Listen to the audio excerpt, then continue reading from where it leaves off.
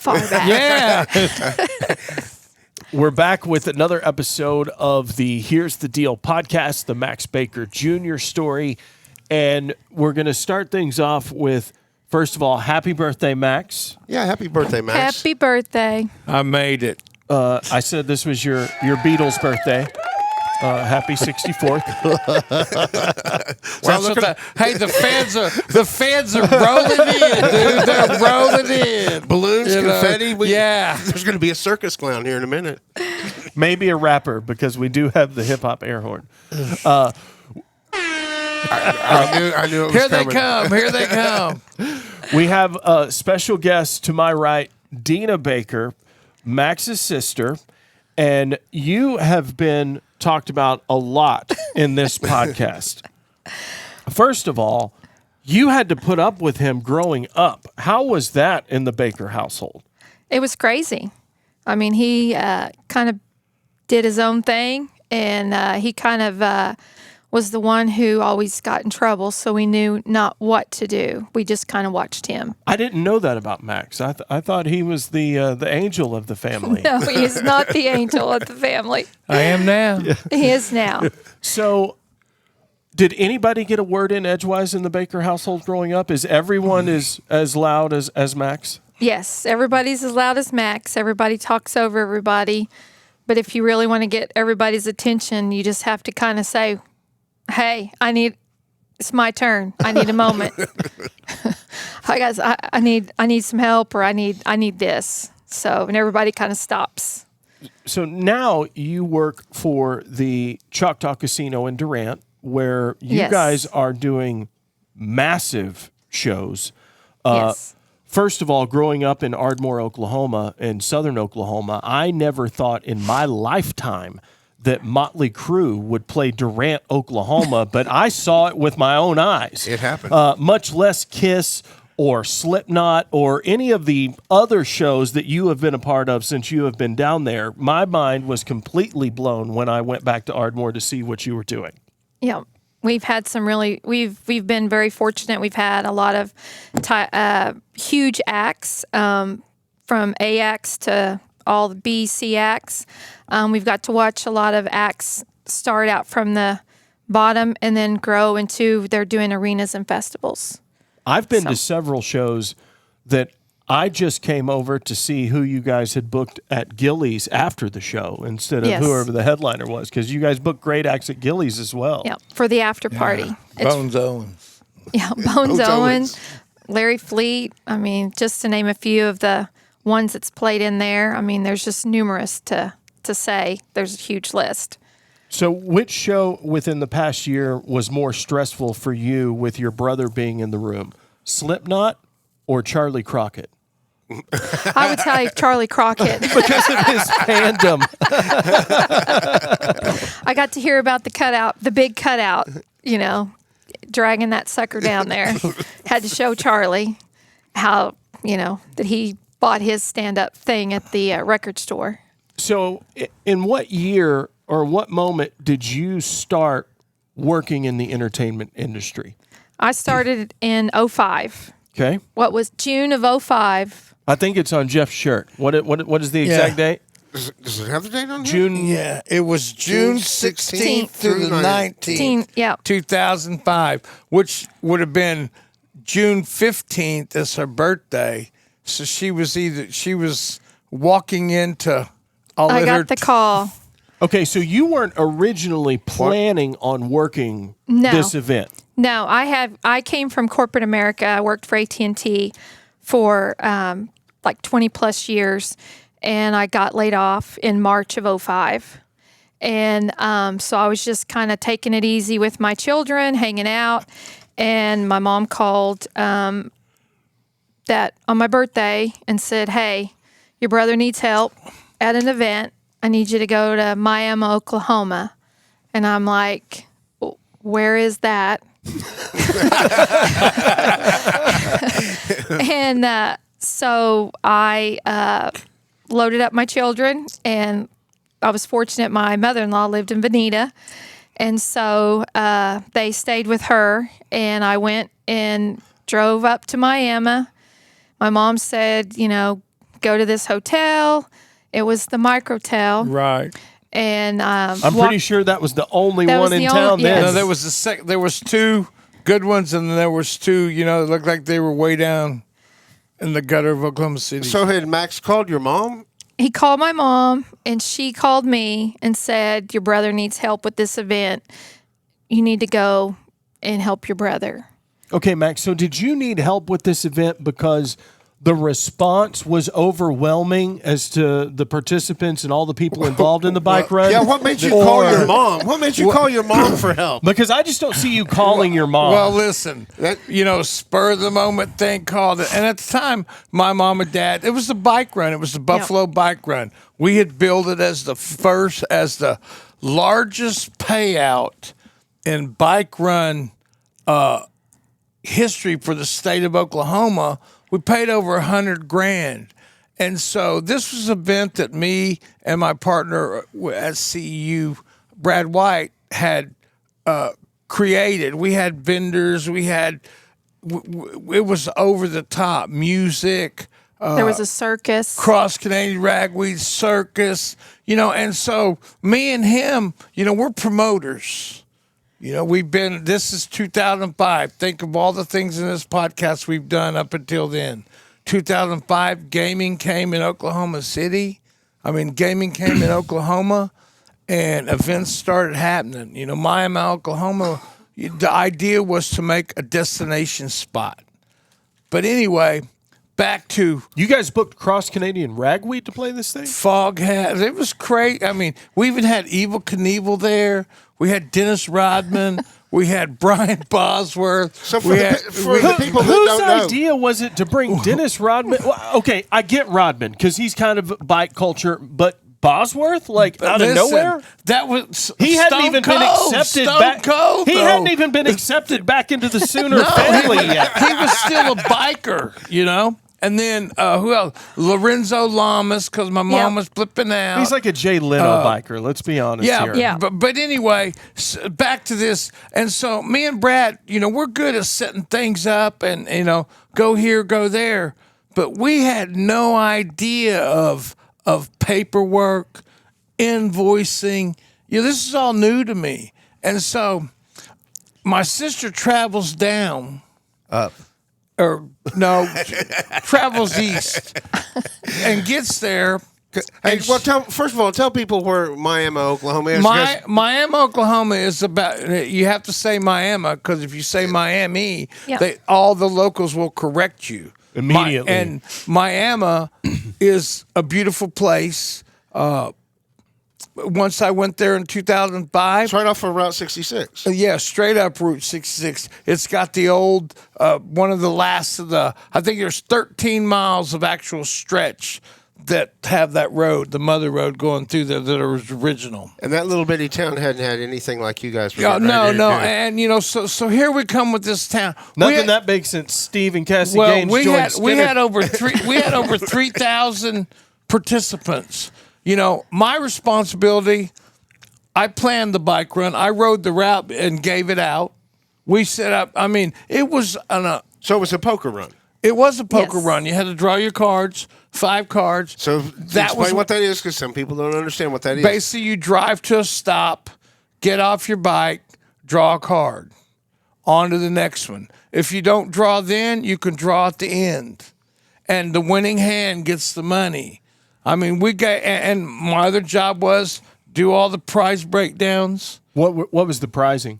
I gave they gave $25,000 cash. Or we had a replica motorcycle that was signed by Evel Knievel. Wow. Yep. And a girl, Did they take the cash or the bike?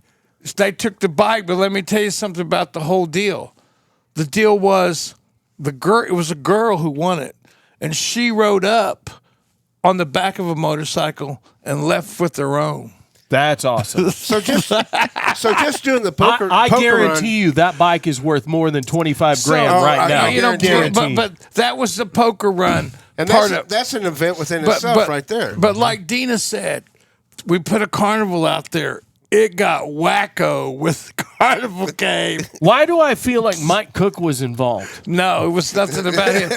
But anyway, so So you had here she comes, and she walks right into.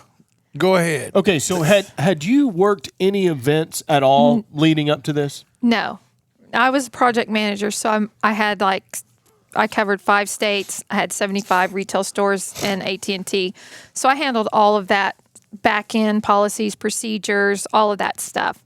So when I walked in the hotel, I'm like, "Hey, I'm looking for Max and Max Baker," and the guy said, "Down the hall, you will hear them yelling." And I said, "Okay." So I walk in, and the room is set up. There's girls over here.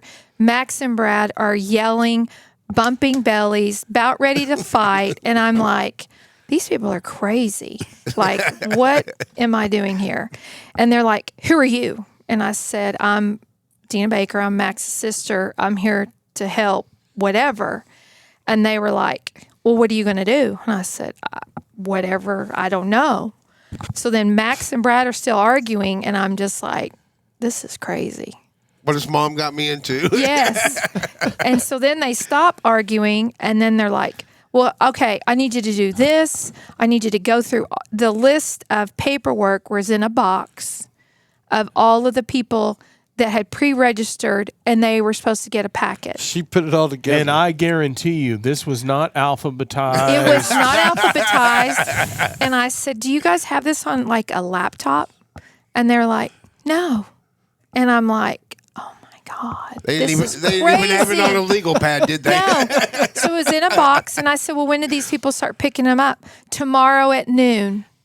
The pre-registration people are going to start picking their packets up." And how many packets were you supposed to have? a lot. A lot. Like for 3,000 people. Oh, wow. But probably, I would say half of those people had pre-registered. Because you got a shirt. You got a shirt, you got a pen, you got a bag. And Instructions, yeah, maps, the all map, everything. And I'm like, "Well, is this put together?" No.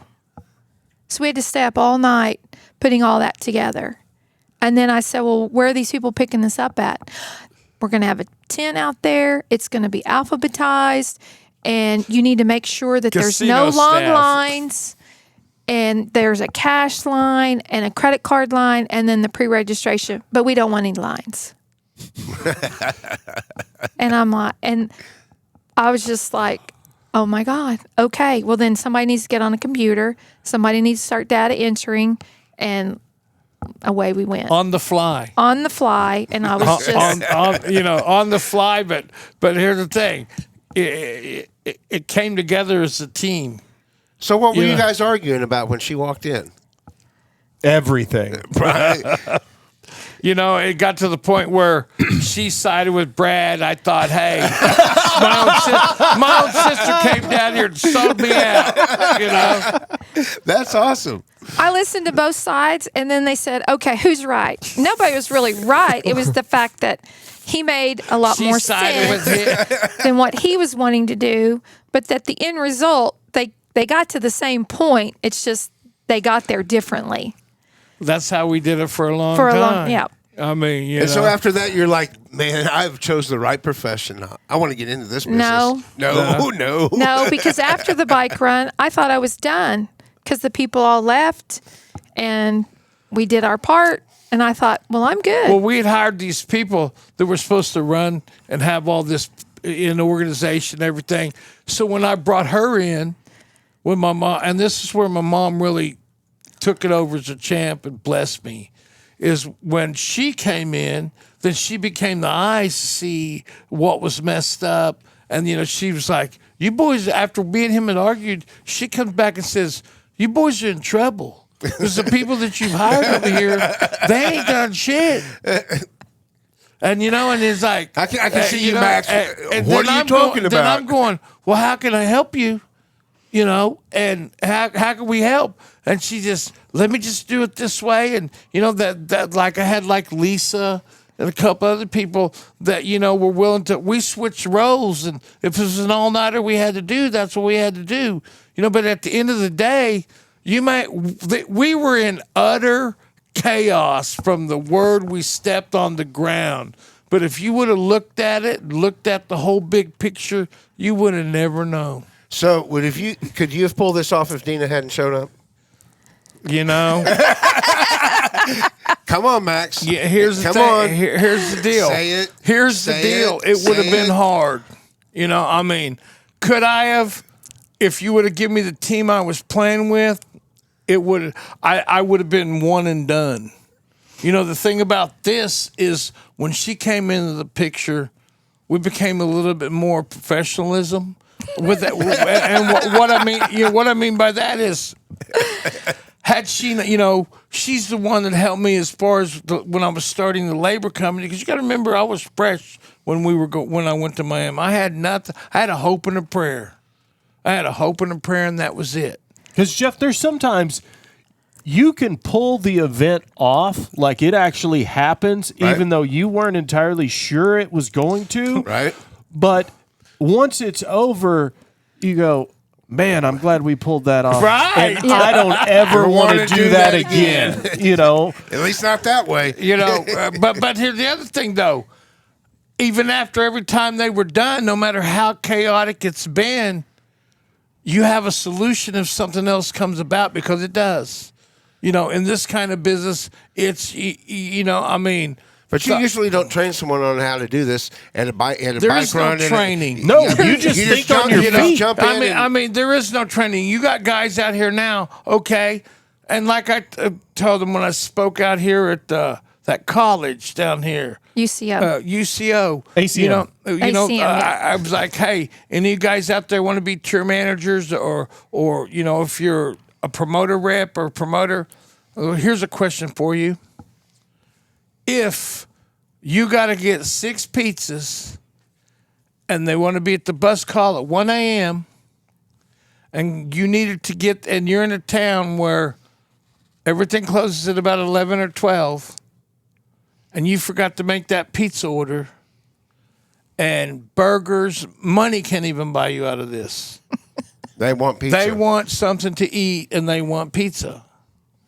How do you make that happen? Is there a solution? You know? There's always a solution. Right, but every one of them kids that I asked, you know what we did? We went to 7-Eleven and bought those frozen cheese pizzas and heated them up and put them in a box. Well, you sure did. And here you go, dude. Nice night. Have a good time, you know? But those are the tricks of the trade. You can't learn that in a book, you know, because here's what, at the end of the day, you're wanting them people when they get on the bus to when they wake up wherever they're at the next day, go, man, I had a good time in there, in that town, you know? I've had to go to the expense of befriending a manager of a pizza place and giving him like an autograph stay later and make them so they would be fresh at the time I needed them. I mean, you have to be able to sweet talk your way into some stuff. How about buying liquor after hours?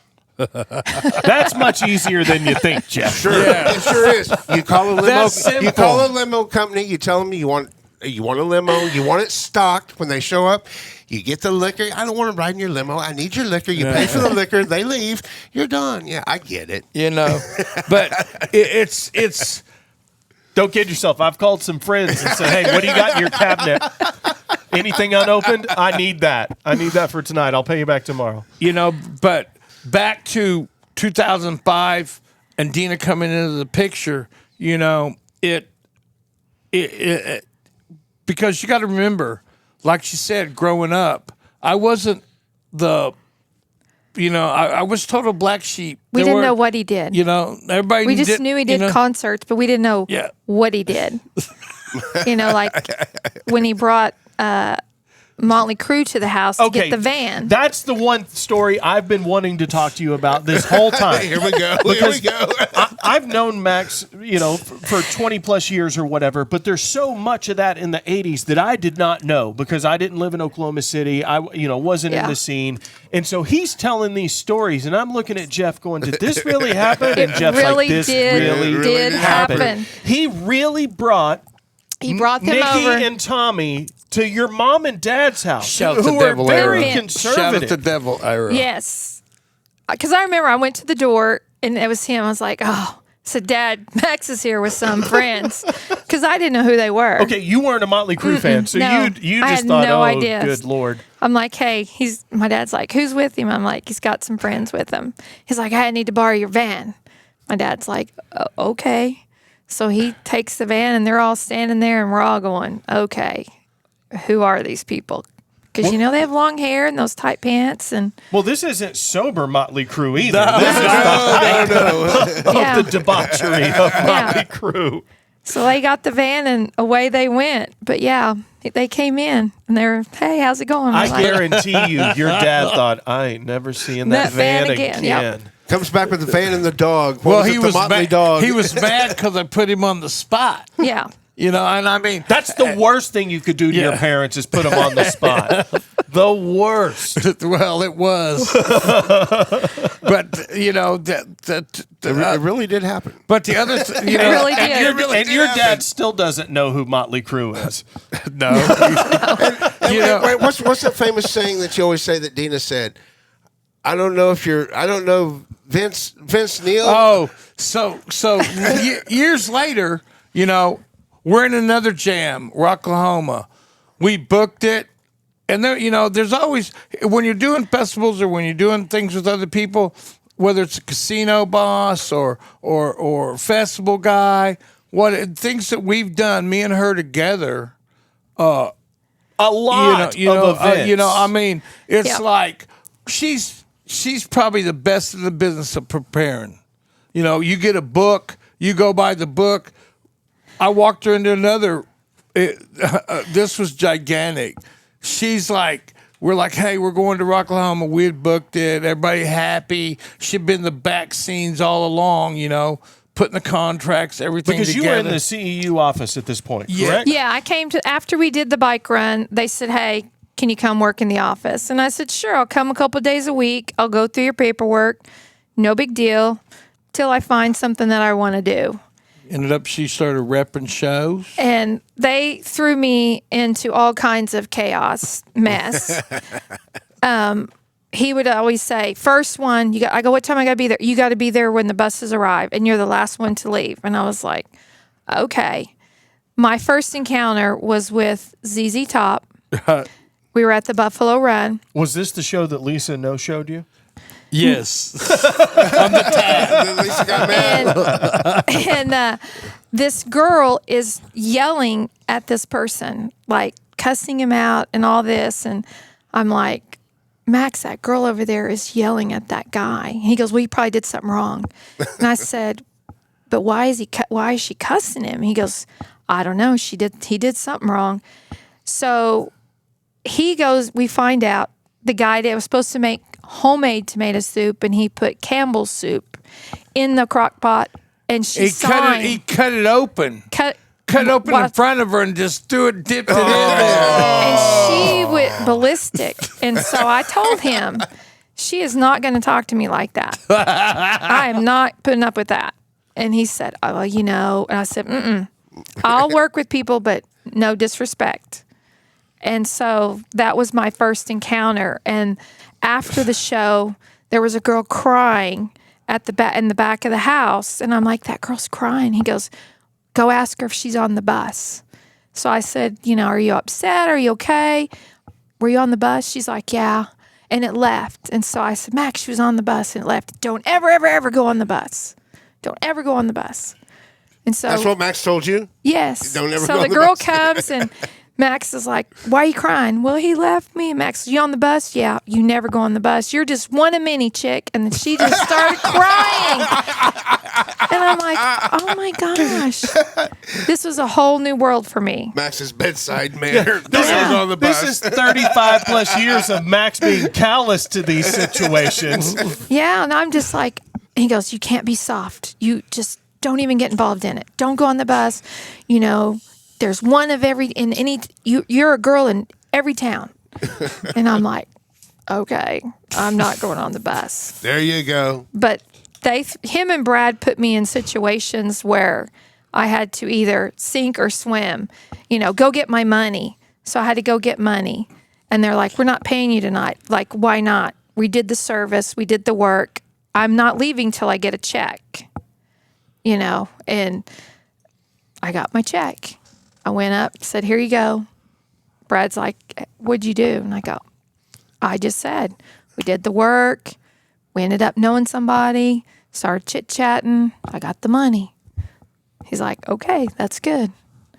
You were probably far less abrasive than they were. No, I used the kind words. Diplomacy. Yeah.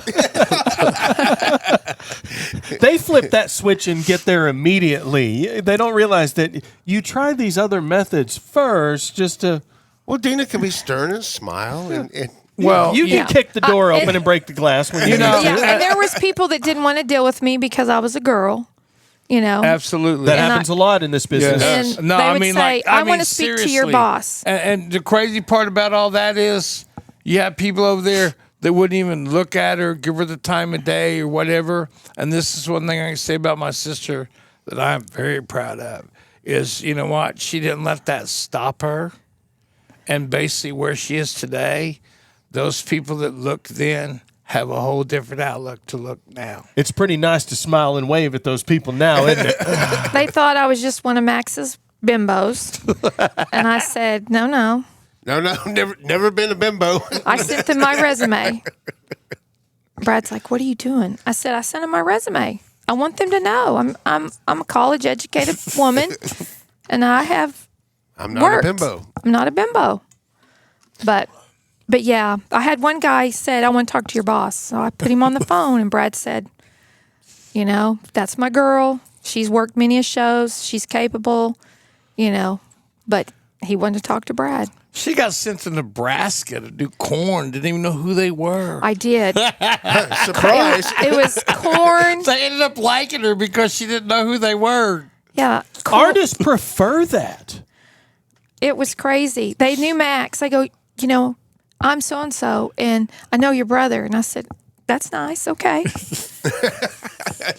But I would say probably one of the classic, hardest jobs that me and her have done together. And a lot of people flip out because the fact of the matter is the way me and her were raised, it's like it don't matter if you're my son or my sister or my brother. When the clock kicks, we're working. And, and we've crossed a lot of paths and we've argued.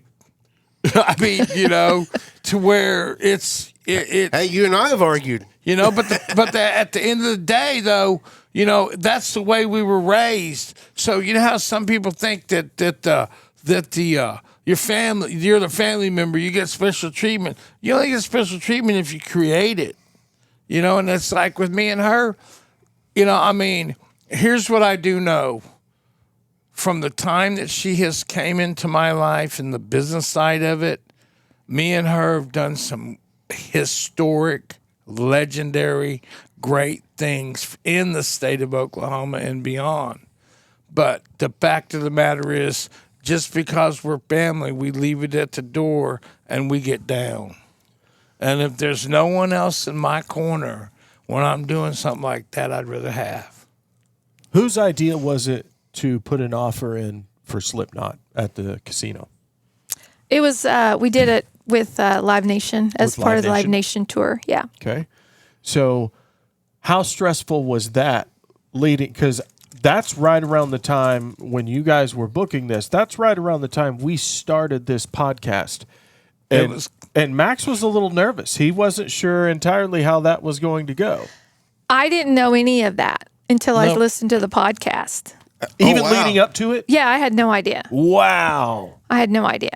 I didn't even really know who they were. So Well, I didn't expect you to be a fan of Slipknot. Okay, so get this. So we went for the first time in 23 years. Yes. Max and myself and Carrie went into the Tower Theater the other night together for the first time since that show. Since like I was saying, last time we walked out of this building, there was Right, a line of police cars right here and all that. And the thing of it was, the scene was set. It was Yellow Wolf. It was sold out. It was probably close to oversold.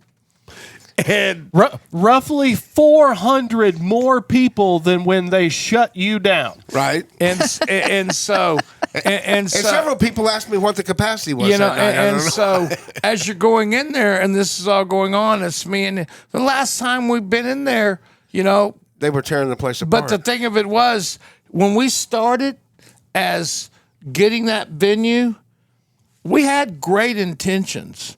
And the thing of it is, the way that it's turned out, that was the vision all the way from us. I mean, the venue's a nice venue now. The only thing that It's beautiful inside.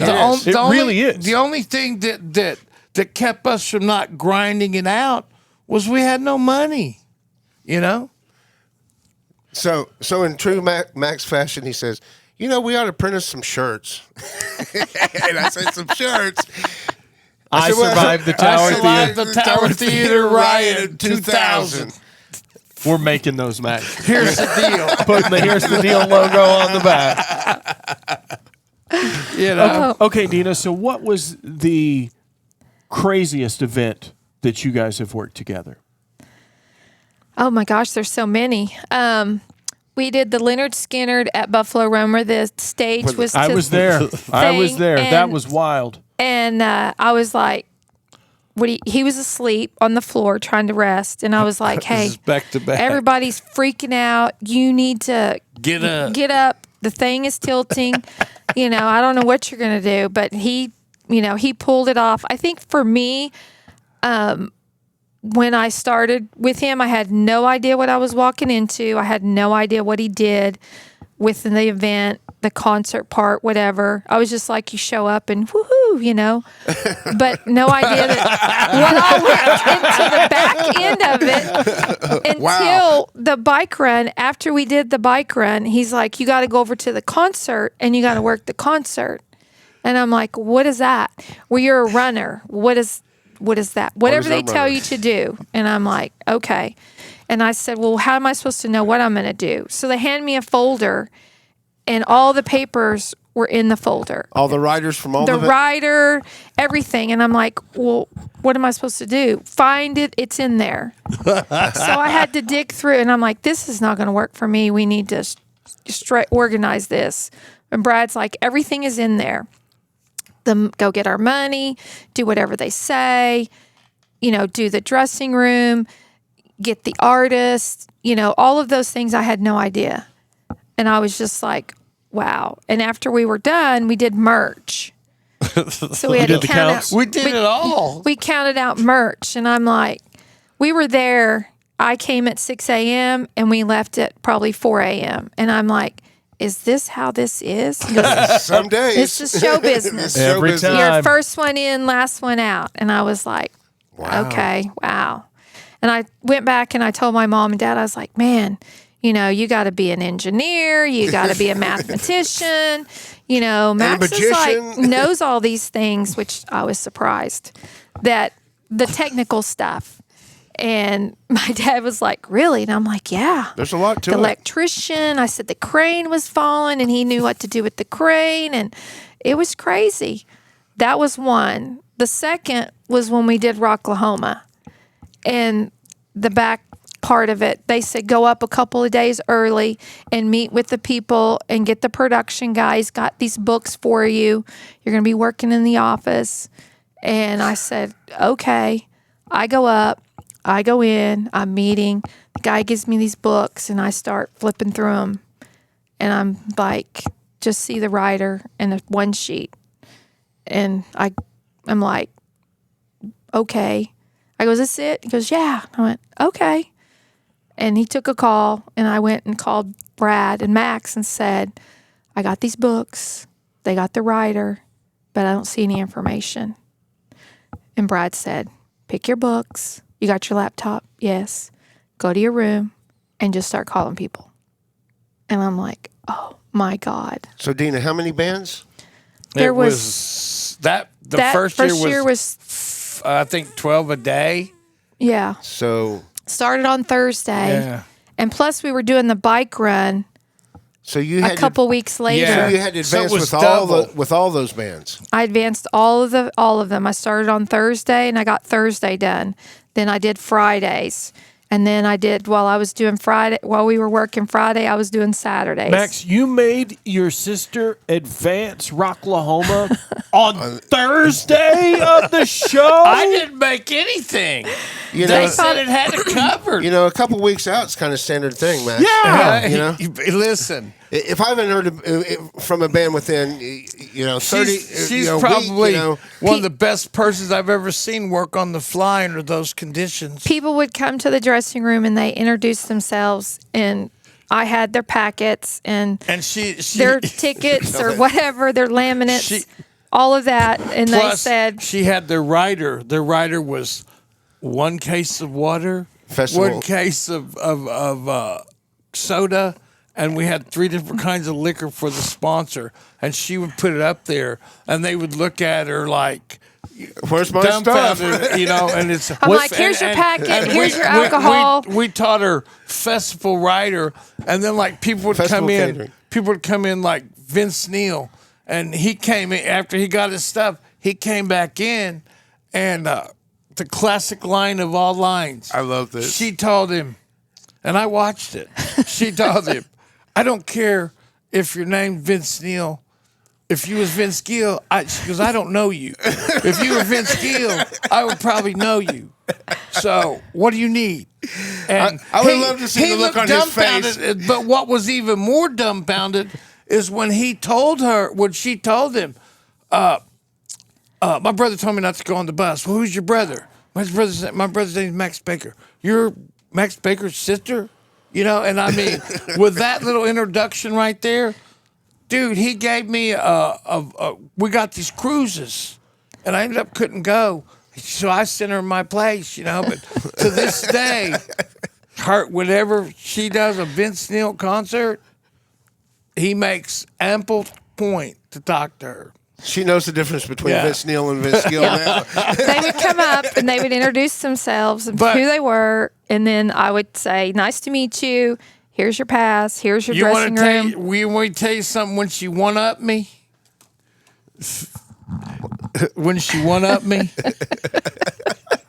this was a pisser. Him and Brad were mad. So, she's in that office all day long. The last day of 2007, Oklahoma. I love Twisted Sister, and my whole idea was to get a picture with them in their, outfits, and Full makeup. And so, we're working. We're everybody's having a great time. It's just rock and roll. And so, as the night wears on, they take the area that she was in. We were coming and going, and shut it down. And as she would say, we have a good friend. His name's Danny Stanton, but he looked like Don Johnson. He was- Miami Vice. he did. Coming in that suit in the country, and carrying a briefcase full of cash.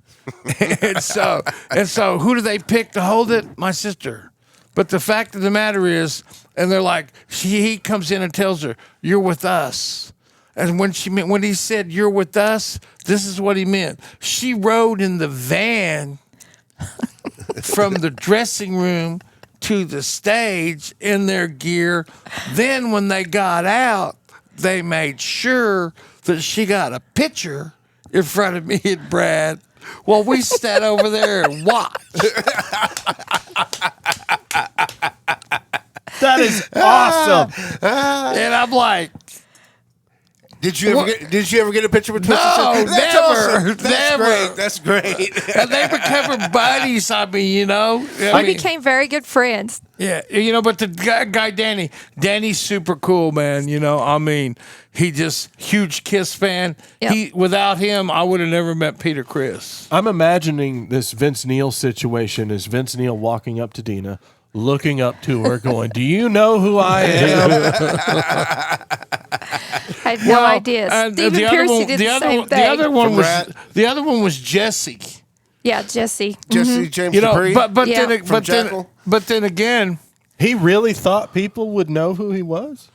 Who, Jesse? no. But if I He was had a chainsaw in his hand. if I was going to say a heartfelt moment, and there's been several that I know of, but I will go back to 2008, Rocklahoma, after the tornado, and is raining, but all day long, Warrant, had gotten back with Janie Lane, and Janie was having a hard time staying clean, staying this, staying that. But somehow him and Deana connected in that office, and he asked her, "Can I just sit with you?" And basically it was one of the last performances you ever seen. But he went from there to standing out in the rain. He didn't even enter with the band or nothing. That was his safe place, was there in that office with my sister. When you have those rare moments like that, it's pretty unbelievable. Like you set back the next day and you're like, did that really just happen? Yeah, but if you don't know who they are, I didn't really know who he was. and realize, So you weren't at Doc's when they did the Sold Out Warrant show? No, I just know that he wanted the room clean. He didn't want any alcohol. He didn't want anybody coming in that smelled like alcohol or had alcohol. And I said, I got you. I'm your girl. And so I shut it down. And people were wanting to come in and talk to him. And I was like, nope. If you've been drinking, you got to drink. You can't come in. So nobody came in. And then her rare moment of seeing, she saw this one in action, a Rocklahoma, the Stephen Adler incidents of him being hired and running from his coat. What do they call him? It was a sober coach. Yeah. Oh, the sober coach was trying to catch him? Yes. No, they outsmart the sober coach. Yeah. So this wasn't the time with Lisa when he burned himself and she had to get makeup to fix his face? Jeff, you've been on the South Side before. You've seen crackhead speed. You know how fast they can run. So here's what I would say for you. I got a question for you. Out of all the shows that we've done, all the artists, the venues, what have been the top 5 memorable ones of you being with me? Oh, Lord. I would say Rocklahoma's one, both Rocklahomas. The Country Fever, it rained. We rode from Miami to Durant, doing back-to-back shows in the car. And that's a miserable drive. That's a miserable drive. Yeah, it was a road trip. There's a lot, and him saying, "Go see my sister," and they would come in and go, "Hey, you Max's sister? I didn't know he had a sister." I'm like, "Yes," and then they would start telling me what they wanted or what their itinerary was or who they were, and I was supposed to like rock and roll like him. Right. And I said, I'm not rock and roll. I'm like, oh, you sang that song? I like that song. But the other, and it's like, These guys are trying to reinvent their career and make a comeback, and here's Deana just crushing egos. Exactly. Never heard of you. I didn't. I got really good friends with Rat, Stephen Piercy. He sat in the office and we chit-chatted pretty much all day. Got to go. I went on the bus with Vince Neil because I had to pay his guy. And that I said, Max, that's some crazy shit up there. That was crazy. And,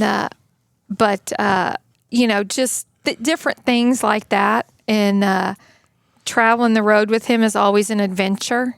You never know what you're going to do or what's going to happen. But I will say that I learned a lot from him and from Brad, just sitting and listening and, pay attention, okay. Learning the business and being fortunate to where I am today to get to do what I get to do. And I love what I do. I would have never, if you would ask me, going to Miami, Oklahoma, that my trajectory of working would be working in the entertainment industry, I would have said, no, there's no way. But along the way, I've made some really good friends and I've learned a lot. I've met a lot of people in the industry. I've had some that mentored me, and one's not here today, Charlie Davis. He was the first guy that I met when I went to AIBA. And there's about 4 other guys that I met and we're still really good friends today that are in the business, that we do stuff together in the business. But we just, it's just a different world, and it's a lifestyle. With her, she's on the other side, take a band Little Big Town. Yep. We went from her. You guys broke that band. We booked them when they rode in a van. 15-passenger van like I own, to where they are today. And, they're selling out casinos, playing with major artists. But, those are the kind of people that... and couldn't be nicer people. No. Yeah. And so for me, there's some moments that are very dear to me with you. The one is... when I fell and hurt myself. And the reason why is you never gave up on me. You've been there. And, you've seen me go through a hell of a lot. Yeah, she's always got your back. She's always got your back. He made me do a Misfits show.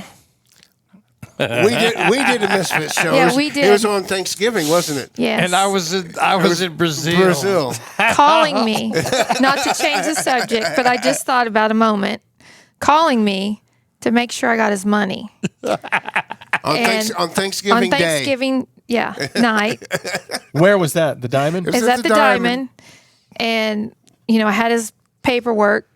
Okay, so that's when you did Misfits at the Canes the night before. No. No. They had switched, because they were smart. They would do one city. I could do Tulsa, and then 6 months later, I could do Oklahoma City. They didn't go back to back like people are doing nowadays. Because the Tulsa show's the one you put my old band on. Yes. And then and this one that you're talking been about, like 2009 or 10. I'm thinking Glister was on it as an opener, Right, and they had that huge. No, it was 2008. drum. It was the end of It 2008. was the end of 2008 because he hurt was when I hurt myself. Okay. Like the next 2 months later, he fell. Because were you out with POD or Eudora? Yeah, POD. Yes. And so the other one was on that storm relief at OU. Mm-hmm. Their very dear friend Loda, who I worked under for the university, they had, Toby come play with Garth and all that at the stadium. And, once again, I got myself into the university said, we want Max Baker and the Fabulous Baker Boys to do the whole thing labor-wise. And I'm talking... And that's a huge production. I'm talking, Oh my gosh. I'm talking flooring. Huge. I'm talking chair set up, stage set up, band set up. All A-listers. Rigging, the whole bit. And so she's like... And I tell her, hey, man, I got this huge opportunity. And she goes, well, what do you want me to do? I'm there, And I'm like... I want you to take off work and come help me. I did for a week. And so she came, and the conditions they gave us were, here we are, the main dudes making it happen. And we end up, our common area to chill was in the main concourse coming in gate 1. So, and I mean, we spent 4th of July there, but it was without her being there to truly help me and be on that side, I would have totally been. I made the deal happen, but the conditions and the things that I had to go through to do it tough. were insane. Well, because you basically have to live there on site. I Yes, did. we until, did until live it's there. done. Yeah. You can't. We did. And it's I 24 hours lived there, a day. lived there right in my wheelchair on the 50-yard, the whole thing, Because it never stops. Once it gets Yeah, started, everything's but on let the me tell timeline. you something, though. At the end of the day... Yeah, there's no shift over. We'll see you tomorrow. Right. No. Well, and you know what? 10 people leave and you don't know what you're going to do. You got to find 10 more, And if you get behind, you got to find 20 more. And I mean, without her help and knowing we were in the trenches, but the main thing of it is, who's got your back when your dad's calling you going and you're telling him, man, this is hard, this is this, and he pulls through. You know, he pulls through and brings you people, and just, I mean, that's it all banded together, but without her being right there, you know, and actually seeing it, you know, because here's the other part, and she's been with me a lot. Everything you've seen your brother do has been set up to fail from the word go sometimes when you walk in the building. Yes. Yes. You know? I mean, it don't matter how planned you are. Well, see, you got to have someone like Deana or someone to have your back, because you will literally go on a show like that until you just drop, till you fall asleep. Right. Yeah, I mean, you because you never leave. But here's the cool. And someone's got to be there to keep the things going, because you'll just drop out and sleep just wherever you fall. That is true. That is very true. I mean, but the other one is, this is true Max Baker fashion, and you're here to validate it. So, Oh boy, you know, they had this festival in Dallas at AT&T Stadium. I forget what it was called, but it had like badass bands on it. Kid Rock, Skinner. St. Paul and the Broken Bones. I mean, it was days, and the Baker Boys had got a. Weren't the Killers on it as well? Yeah. And the Baker Boys had got we got some positions to work there. So we're down there working. Well, we have a friend, his name's Steve Vidors. He's was a tour manager for Leonard Skinner, God rest his soul, great dude. But, you know, me and him, there were times we were going to fight. There were times he threw me off the Skinner tour with THC. And then there were times that he loved me, you know. But the one thing he did, he loved my sister. But we got a hold of him, and I said, hey, man, I want to go to this show. No problem. He sends me says A map. Sends me a map on how to get there. tells me, we'll have tickets and passes. Go to this thing. So then it's me and Deana, and then I add David Huff to the party. And so they're smack talking and whatever. So I just kept going. And so we go to this one part, and I go, no, you're the next one. So they make us go all the way down to the next one. So you're driving looking for an entrance. And then, where do we go? Where do we go? We got this paper. And they keep rolling. So the next thing you know, we end up in going down below into the lower level. Through a bomb search of the car. Down I to the had lower cannabis. level, parking by Jerry Jones's bus. They stop us at Jerry Jones's bus. So, and I could see, once I got my chair down, they had an entrance, and they called it Rockstar Entrance. So we're putting it all out, and this dude comes up in a security car, and he's like, what the hell? And he sees that she's with me, because before he was like, how did this even possibly happen? You're not supposed to be here. And I'm like, you got past all the checkpoints. And so the only thing that saved me was she says, this is where they told us to park. So then he gets in the cart, and he's got this girl that's like an assistant or whatever, and he looks at her and he goes, how long you been working in the business? In front of us. And, she answered a couple of years, and he looks at her and he goes, you see that girl right there? He goes, if I was you, I would pay attention. and we're like, what are you talking about? And he said, and if I was you, I would get your pass, give him his passes, and get on through that entrance. And he said, this car can't be here. Who's going to take it up? And then we'll have this girl right here that he just told to be like her, get you and bring you down here. And he's like, and I don't want to see you again. And I was like, he's like, all on me, and we didn't do anything. It was one of these rare Max moments. And then Max, you're there. It's your fault. They're like, automatically he your just fault. keeps going. They're like, how did you get back here? Hey, we pulled up. They said this. We showed them this, and away you went, They just kept going. I'm like, oh, my gosh. He was so mad at us. That moment, and then we've seen some great shows together. Like Turnpike at the reunion and Billy Bob's. Mm-hmm. Oh, that was good. Deana, what I want to know is, at what point did your parents call you and discuss the podcast? Or have they? They really haven't. I know my mom, she's listened to some of it. I don't even know if Marco or Greg's listened to it. My kids have listened to it.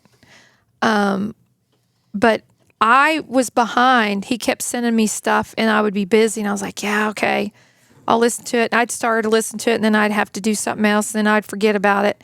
And then once I started coming back and forth, coming home a little bit more, then I started listening to it, and then I got caught up. So, what's been your favorite moment of the podcast? I think listening to you guys all talk over each other. But that's how we do it in real life. And there's stories that I didn't know. There was times that we didn't know what he did. And so getting to hear that piece of it, because as we were growing up as teenagers, he kind of went and did his thing, and, I kind of went and did my thing. He did have to take me to school, and that was a real treat where he was mad. He's not a morning person, and I am. And I'm like, let's go. We're going to be late. And he would drive me to school and listen to the headbanging music all the way to school and be yelling at me because he had to take me to school. And then he would go, okay, get your books because I'm not stopping because I'm late, because he had to come back because he was going to private school. And I would have to jump out as he would slow roll out of the car. It's the same way he treats his employees now. Come on, we gotta go. Grab your and stuff. I would tell my dad, I would say, I get in his car and it smells. And he's like, that's my cologne, and I'm like, I just knew that it smelled, and What was that smell, Max?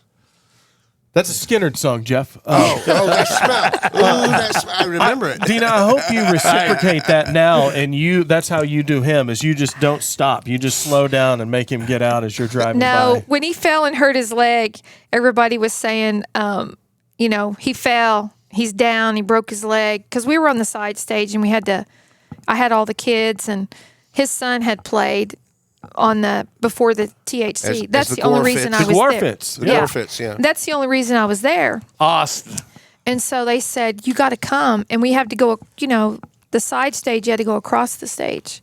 And I was Because like, he was at front of house. he was at front of house. And I was like, no. And they were like, so I go, and he's laying there, and they're like, hey, Max is hurt. He goes, man, I'm hurt. I can't get up. I go, no shit, your leg is like that. Your leg is broken. That was one of the most horrific things I've ever seen in my life. And he was scared, and I knew he was scared. And I just said, just lay there. You can't get up. It's going to be okay. And he's like, where's the kids? So we had all the, his kids, my kids were there. So had to have somebody take them who wasn't drinking or whatever and get them. Annabelle, she took them. And then... Seemed like it took forever for the ambulance to get there. Yeah, the ambulance got there. It took a long time. And then we got to the hospital, and I had to call my dad and wake him up and said, you got to come to the ER. Max has fallen and hurt himself. And he's like, really? Like, oh my God. Like, everything is a crisis with my brother. Every time he called, there was a crisis. Something was happening. You knew if he called, you were like, what's he done this time? But I told my dad, this is pretty serious. This was life-changing. And it was. It has been. And for probably 2.5 years, I went back and forth to his house, to my house, and we stayed, and we had different people come and help, and thank God for them. Like, I knew it was bad because I saw it. Like I saw the bone sticking out of the leg, and it like completely off to the side. Yep. But with modern medicine, you think, oh, they're just going to reset that and put it back together, and everything will be A-okay. Well, we were also thinking, how bad it was only a foot. Right. I mean, it was Right. It was literally 12 inches off Yep. the ground, and none of us really thought that he hurt himself. we knew his leg was broke. I mean, you could Yep. like Deana said, you could just see that, but we didn't think that it would be.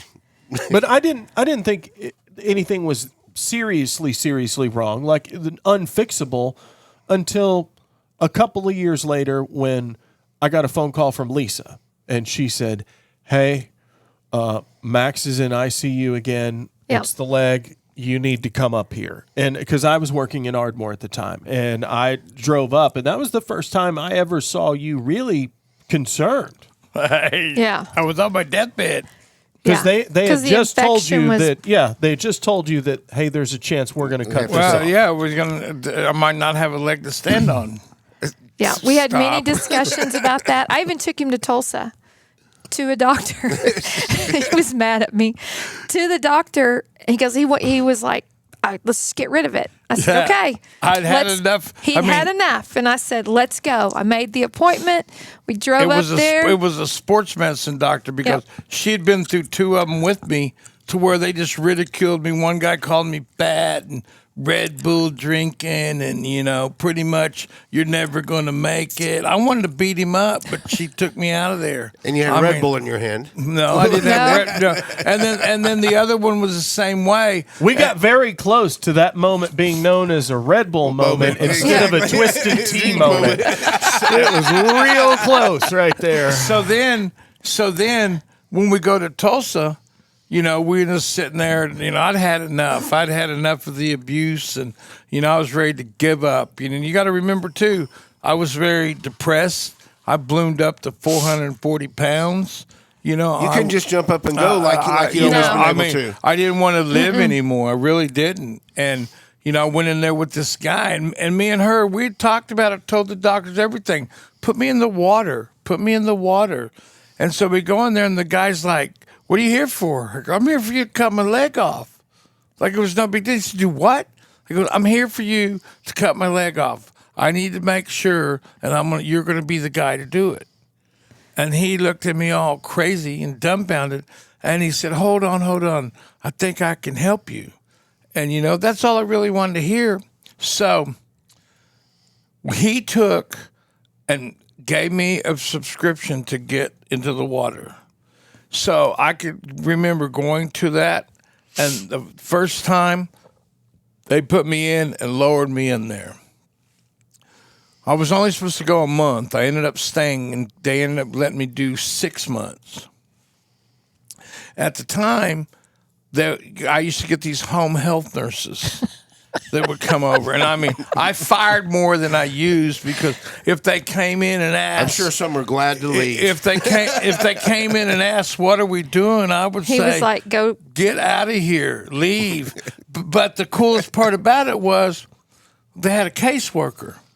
And the caseworker came and sat with me one day and, was telling me I was difficult and everything.